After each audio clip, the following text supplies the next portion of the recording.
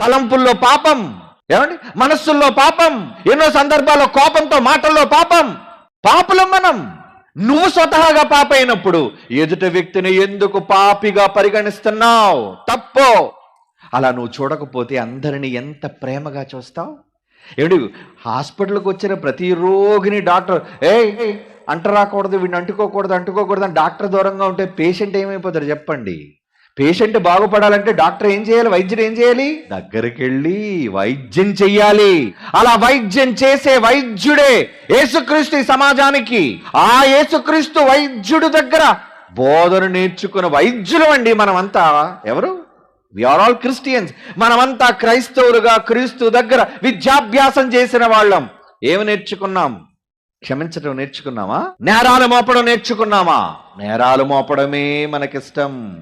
క్షమంటే మనకు నచ్చదు, క్షమించడం అంటే మనం ఒప్పము. కుదర్రా.